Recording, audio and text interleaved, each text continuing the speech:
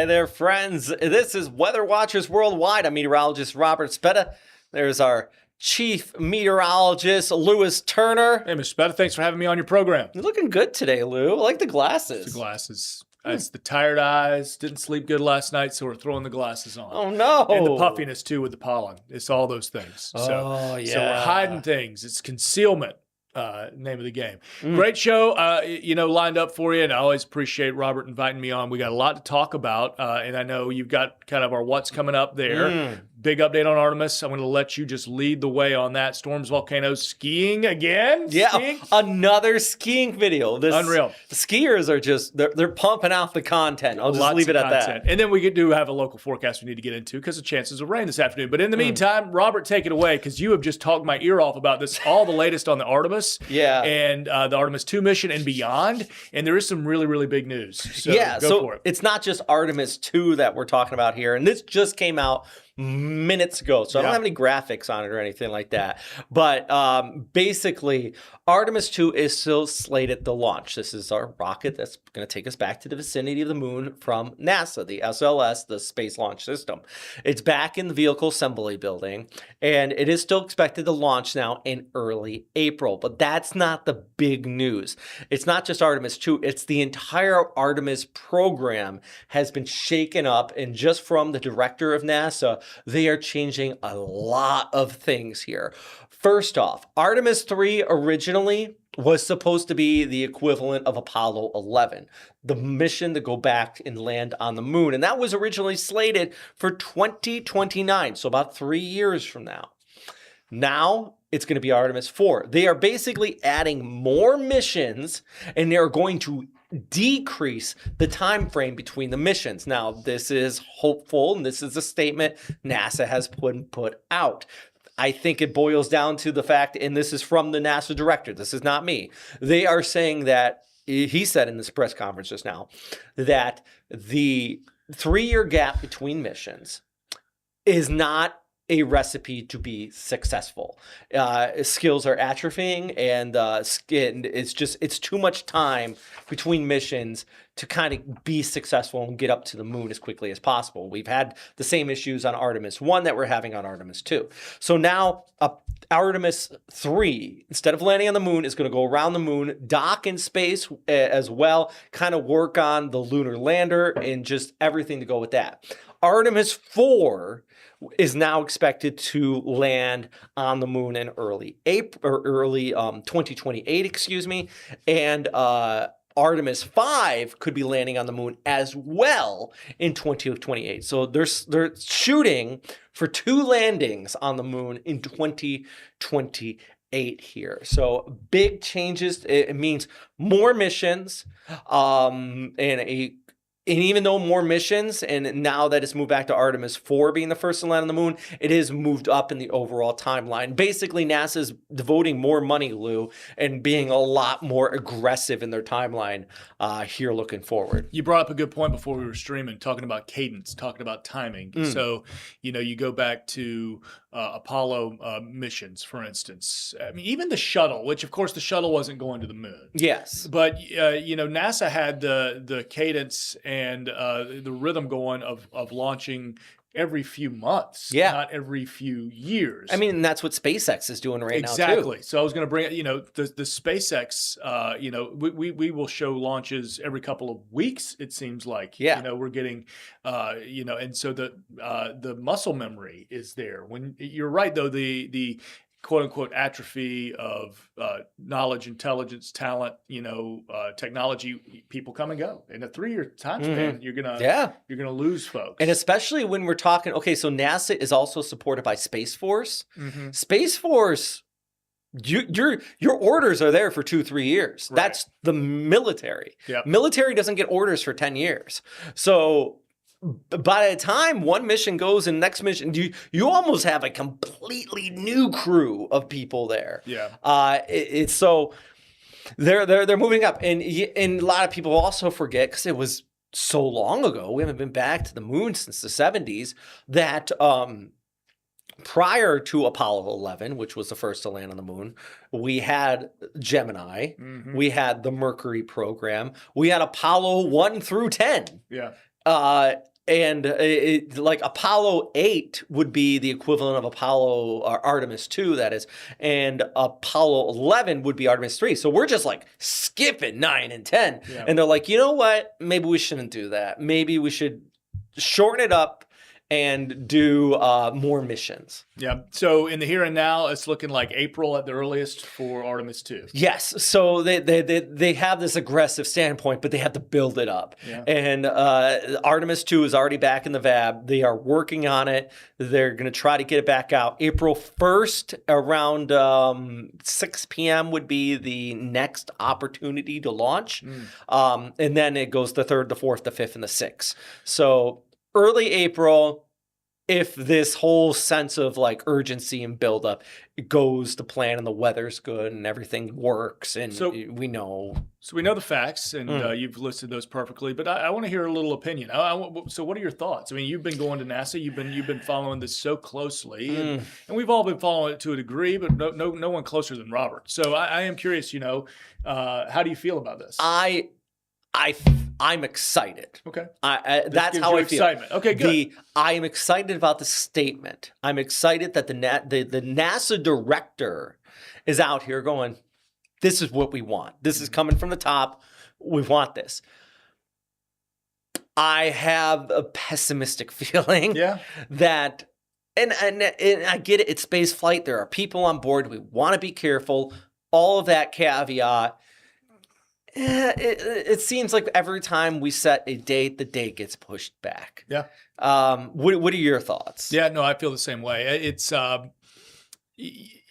even thought when we were, you and I have been talking and planning between you and Lee when you're traveling to NASA, when we're gonna, how do we schedule, the nuts and bolts here at the station to make sure we got people doing the weather while you and Lee are going down to cover Artemis launch. Yeah. And I've had this internal feeling the whole time. It was never going to be the original, the original date was March, was it February? It's early February. Early February originally. That we were going to see this thing go up. And now, so I temper the excitement. I'm not excited. And I think that's the other bummer of it all. And maybe that's why it's coming from the top, because it was on the launch pad. And then when February came and went, it was like, okay, all right, we had some issues. We can still fix it. And now they had to just take it off the launch pad and they had to bring it back to the VAB because they had to fix some issues. The same issues that we had during Artemis 1. Right. And I think that's where a lot of the frustration comes from. Yeah. It's like, are we learning, guys? Are we serious about this or not? And I know they are. I get it. I get it. It's just, we need, and hopefully more resources are going to be devoted to NASA here if they really are serious about this increase in the plan going forward. Yeah. All right. So Artemis news, NASA talk, very important to us, scientifically, but culturally as well. The space flight and space exploration has had its, heart and soul right here in Florida and right down the road from us for a couple of generations now. I mean, going back to the 50s and 60s. How many launches have you seen? You had to have lost count at this point. Yeah, I've lost count. So close. So many. And I was a child of the shuttle, and that was kind of what I was brought up on. And having seen a couple of shuttle launches in person, most notably STS-135, which was Atlantis and the final shuttle launch. Got to be there for that, in that successful endeavor. You root for it. It's almost like rooting for a team. This is a part of a little bit of Florida identity. So you want to see it go up there. Speaking of space exploration, we'll stay on space here. Yeah, since we're on the topic, Parade of Planets. Yeah, we got the Parade of Planets coming up tomorrow night. Yep. In western sky, just after or at sunset. If you wait until it gets super dark, like what you kind of see in this graphic here, Venus and Saturn may already set. Yeah. So you have to get out there early. Jupiter is going to be kind of directly overhead. And Mercury is usually really faint on the horizon. In Uranus and Neptune, you're going to have a telescope. So you won't be able to see those with the naked eye. But if you know what you're looking at and you got all the gear, you should be able to spot multiple planets planet stretched across the sky here tomorrow evening. What's your go-to planet app? Planet Skyview. Skyview. Same. And there's Skyview Lite. Yep. And it's free. The free version. Get it. Get Skyview Lite. And we all have it. It's a great tool, like this, and you essentially you open it and you point at various objects in the sky. It's going to tell you what it is. It's going to show you constellations, which is really awesome. Mm-hmm. Kids have a blast with it.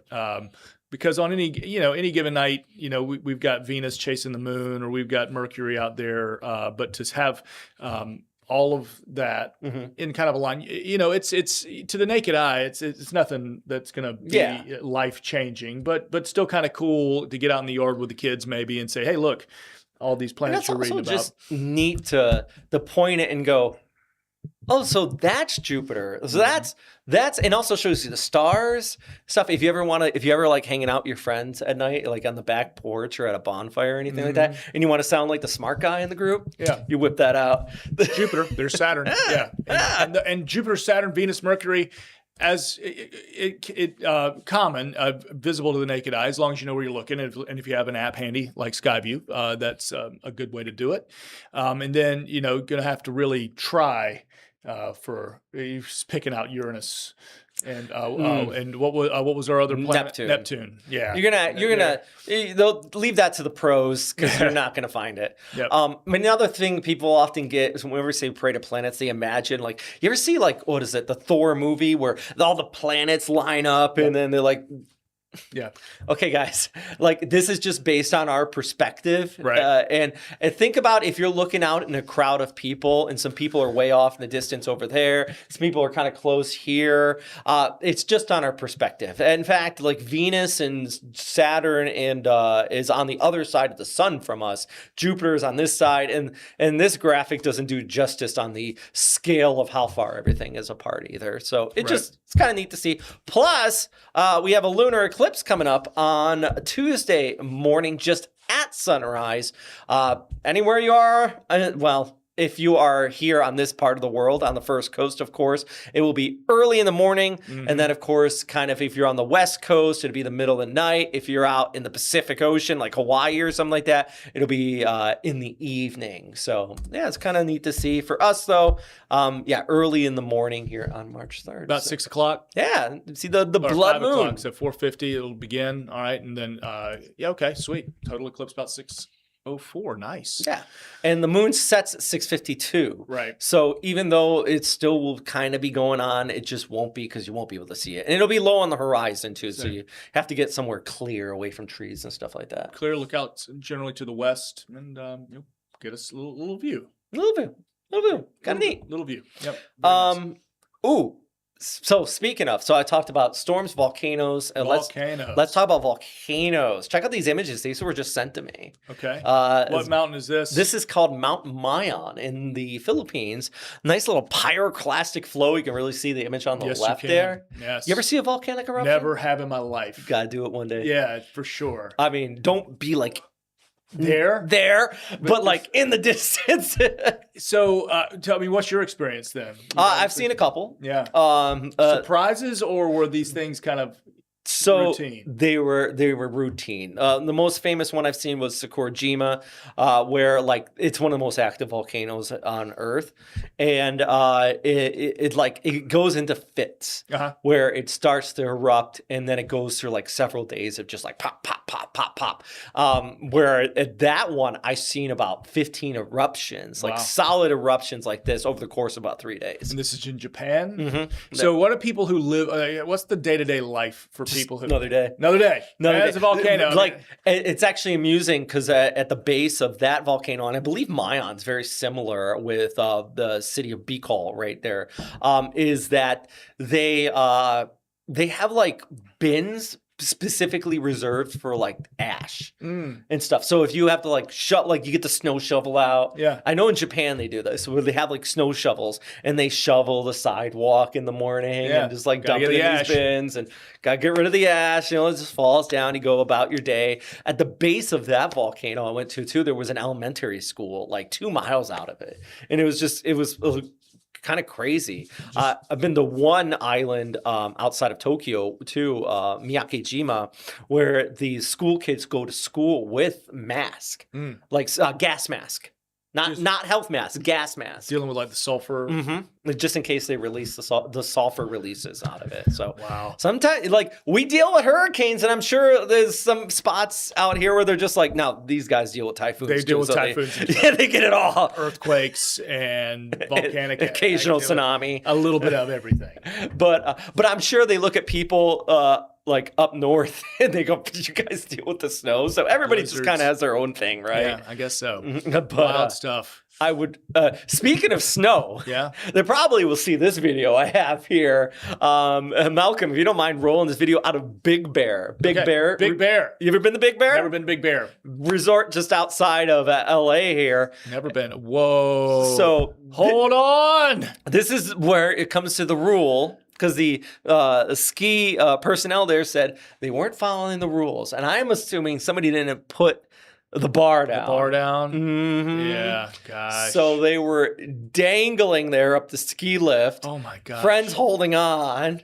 You know, probably wouldn't, like, die from that height. Yeah. Probably harrowing, though. Very, very scary when you get to the height. It probably would hurt an ankle, but, you know, that's not great. I think if you did it just right and you fell and you twisted and you started going downhill. Might be a pretty rad way to... Oh, yeah, you could James Bond your way off that ski lift. Absolutely. Yikes.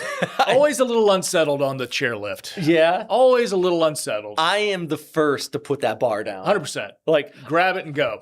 Because you always ski with that one person who's like, I'm too cool for the bar. Bar, yeah, we'll just chill. No, bar's coming in. Yeah, I'm surprised more chairlifts haven't installed like an automatic technology that they just. I bet you it's a safety thing, or yeah, it has to be because you're right. It just, or you ever ski with the kids? No, I've never taken my kids. I have skied with younger people before. I've gotten on chairlifts, you know, because I'm rolling solo. I'm rolling with a group, and I have this odd man out, and then like two little guys get on the. Just feel like putting your hand out and being like, "Don't fall." Seriously, the quick to put the bar down, but yeah, always a little unsettled on the chairlift. But that's me being an inexperienced skier, just going once every 6-7 years. I haven't been in so long. So. Well, don't be this person. Not that person. And also, this is a 21-year-old lady who definitely has a core. Oh, yeah. Like, the fact that you are just... Yep, doing a dead hang. Just a dead hang. I can't do that body for strength. 5 seconds at the gym. Got the added weight of the skis and everything. Oh, my God. All the gear. It's not just body weight. Yeah, she's holding on strong. Just good for you. Yeah. It's like, do you have a story to tell your friends? And somebody caught it on video, so like you can be like, yeah, I did it. Screwing around, and this happened. But I lived. Yeah. And that's the kicker. Because if one of my friends told me that I dangled the entire way up, I'd be like, sure you did. Yeah. Okay. But anyways. Hope it was a fun trip. Big Bear. Big Bear. Another one to put on my list of things to visit. Don't do that. Don't do that, though. All right, let's bounce over to the radar here. I do want to show home. Before we get back home, we get super zoomed in on here. I do want to show you what's happening just further towards the west of us. Yeah. So let's go over to this. Oh, yeah. Jefferson County. Yep, had some little gustnados I saw kind of forming in a few of these lines there. Hail reports, so. Well, we got some video out of that area. Now, you were watching this last night then? So tell me more about it here. And Malcolm, if you don't mind rolling our video of this damage out of this area here from this tornado. I got to find the name of the town. All right, but QLC, I mean, a line of strong thunderstorms moving through, and we're getting into, now that we're getting closer to March, April, May, kind of that severe season for what we call the Dixie Alley. And so that's Alabama, Mississippi, parts of the Arklatex as well. But, we always talk about Tornado Alley, and we think, Oklahoma, Panhandle of Texas, and the Midwest, but gosh, I mean, we get these severe outbreaks, and this is the time of year for it. So these strong fronts come through. Essentially, what's moving through now? Pinson, the name of the town. I will look and see. There was a gustnado. There was a Twitter argument happening, as you know, will happen. Like the difference between what a gust Well, tornado it was actually a tornado. It was a tornado. No, it was a gustnado. Bug Tussle, Alabama. Oh. Bug Tussle. If you've ever heard of lovely downtown Bug Tussle, there was that is a. I mean, respect, but that is an Alabama name for a town, Bug Tussle. 100%. And in the video, the argument is, well, was it, truly storm level rotation, or were we just kind of getting a little whirlwind? Arguments to be made on either side. Either way, it would go down as a wind damage event. Yeah.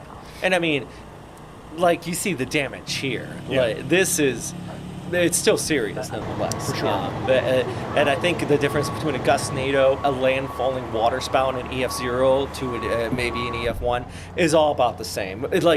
They are still going to cause some serious damage. They're not 4s and 5s here. That's just otherworldly. Yep. But still some serious damage there. And thankfully, I didn't see any reports of any serious injuries or anything like that. Same. But power outages, home damage.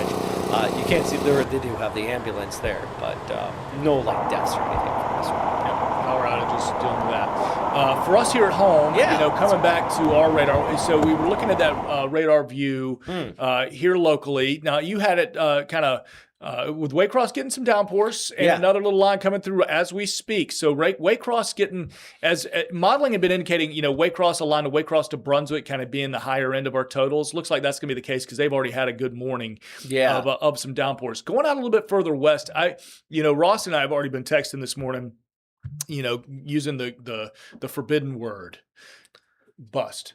Oh, we're using because I did see some guidance. Yeah, splitting Jacksonville, splitting Jacks, and we've seen and I've seen the modeling kind of taking those rainfall totals down considerably. And I from the beginning I've been thinking this is a half-inch event, at most, and so you could see.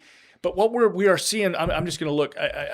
What we're seeing currently out there, I saw 72 degree temperature with dew points in the 60s. Yeah. If we continue to warm up a good bit, we're at 72 right now. Dew point 62. We get to, it's going to be who gets the most daytime heating. Right? Yeah. And those southern counties like Putnam to St. John's, where it really shows sparking up again later on this afternoon, would make sense. But, in that wider view of the radar, going back out towards the Panhandle, just now starting to see our first pops of lightning. So starting to get thunderstorm activity out towards west of Tallahassee. So we'll see if that activity holds itself together as it makes its way to the first coast, because it's not that line we're kind of concerned with. It's that one back still draped over Panama City and extending up I-75. That's kind of your bigger opportunity for some beneficial rain. Interesting seeing the cluster of showers off in the Gulf as well, off of Tampa. Yeah, right. Because it does look like the lot of the guidance is really showing I-4 kind of getting walloped here. In fact, I'll just pull up the rain totals from the ECMWF, and this is just one of our numerical models here, and kind of gives you an idea that Central Florida, it's picking up 3 to 4 inches out there, versus Jacksonville kind of seeing less than an inch at this time. So I think, based on what we're seeing, we're still going to get the rain. That thunderstorm threat definitely backing off at least a little bit. Yeah, lapse rates aren't impressive. Neither is the other, thermodynamic parameters we look at. But, again, heat, humidity, kind of those basic things. Do we get enough this afternoon? If we scrape 80 this afternoon, wouldn't be out of the realm of possibility to get a few rumbles of thunder. Got to get there.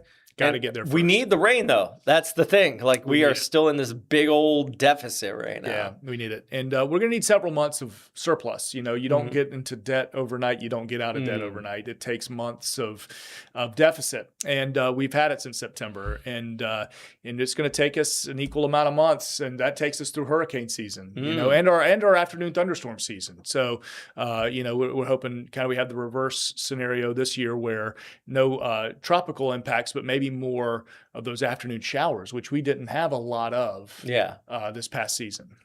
Well, so let's talk beyond Yeah. today and the next week. Yep. We got spring break coming up, right? Yes, we do. And I think one of my concerns, and I haven't really talked to you about this yet, Lou, is that we get this onshore wind this coming week, Yep. and you got a lot of people visiting that may not always be going to the beach, Right. who are not great swimmers, who don't know how to actively see if there's like rip currents or anything like that. Yep. And that's what I worry about around spring break is that you get this flow on shore. It's going to get cloudy near the coast, but it's not like downpouring thunderstorms. So people will be seeking out the beach. And I think there's going to be some problems this week with rip currents, high surf, everything Agreed. like that. Yep. Long period swell with that onshore flow and certainly a elevated risk for rips. So, study up on that, know how to find them. Always just look for the irregularities. If you're in sit on the sand and the everything just seems to be moving smoothly, waves crashing every 5-6 seconds. Okay, good. But it's where you find the what they call the washout. The in particular little areas, channels of water that rush out a little quicker than others. Usually it's influenced by a tidal. A tide pool or a sandbar that's not visible, like that can cause things. So familiarize yourself with it. Hang with the lifeguards. Those types of That's things. always a smart option. Always a smart option. And I've been talking about wetter and warmer weather. And I use the term warmer because the obvious. We don't see any cold snaps, and we may be done with that. For the rest of the winter. Let's hope so. Let's hope so. The wetter, not because of necessarily elevated rain chances, like seeing widespread washout, but just higher relative humidities, a little more moisture in the atmosphere. It does help, at least in the short term 7 to 10 day forecast, with fire danger. Getting those easterly breezes, getting a little more moisture in the atmosphere, and the potential each day next week that 10 to 30 by Thursday, but 10 to 20% generally chance of getting a quick shower, kind of 95 and that's kind of what we need. We need more days like that where it's there. Yep. It's not a downpour, but just kind of some light passing rain. Yep. That's what's going to make the difference in the long run. And it's not big, it's not sexy, but it does take time to kind of add up. Do the tortoise instead of the hare. Exactly what it's going to take. All right. Well, Lou, thank you very much. Lou's going to be back here at 4:30 as well as 5, 6, 7, all that stuff. We'll be watching. Yeah. So thanks for stopping by. Always appreciate you having here. Yeah. Thank you very much. See y'all later.